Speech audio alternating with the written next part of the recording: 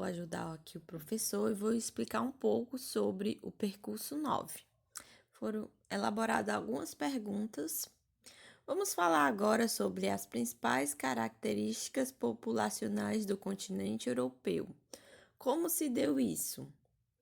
Há alguns anos, sua transição demográfica se deu passagem de uma fase com altas taxas de natalidade e de mortalidade para um patamar de baixas taxas e redução de mortalidade. Decorre em especial de progressos da medicina e da melhoria das condições de higiene, de saneamento, de alimentação e a diminuição de natalidade estão relacionadas a isso, que eram as principais características da população europeia naquela época.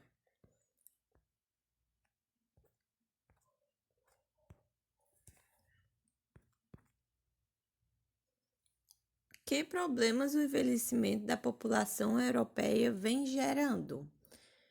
Por causa do baixo crescimento natural ou vegetativo da população europeia, a proporção de jovens no continente tem diminuído ao longo dos anos, ao mesmo tempo com a elevação de padrão de vida da maioria da população, a esperança de vida média aumentou.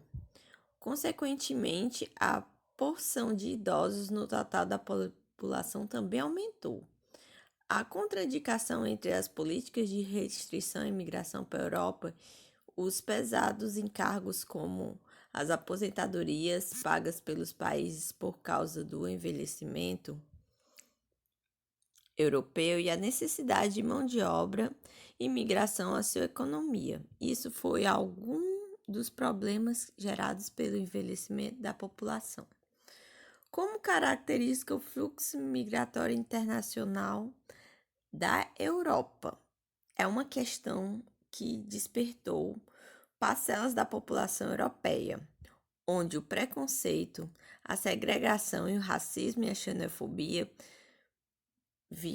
eram muito nessa época. Esse ambiente de aversão à população imigrante acentuou o dilema europeu de restringir a imigração e de necessitar dos imigrantes para recompensar o baixo crescimento populacional no continente. A alternativa encontra por alguns países foi estimular a entrada somente de imigrantes qualificados profissionalmente. Eles tinham muito preconceito com os imigrantes, entendeu?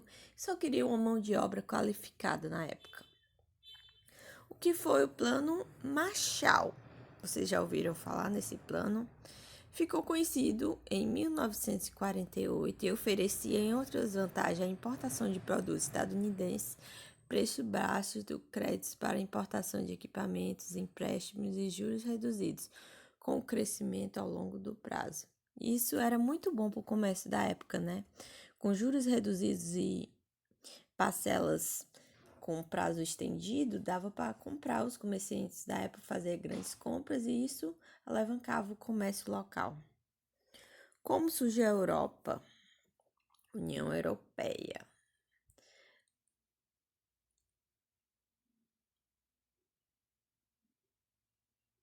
A economia europeia, né, UE,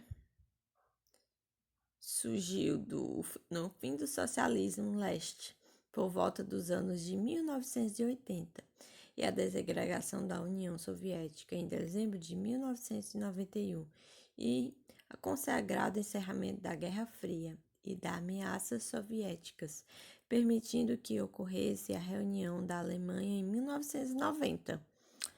Quando a Alemanha se tornou o país economicamente mais poderoso da Europa, criou-se um clima de tensão e preocupação pela possibilidade de ressurgirem antigas rivalidades com a França. Foi assim que a UE surgiu, né? O que significa Brexit? Vocês já ouviram falar nisso?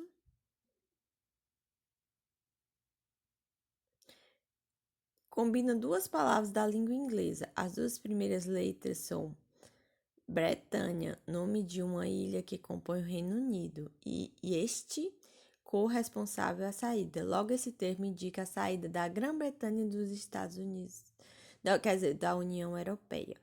Em verdade, a saída do Reino Unido compreende a Inglaterra, Escócia e países de Gales, localizados na ilha da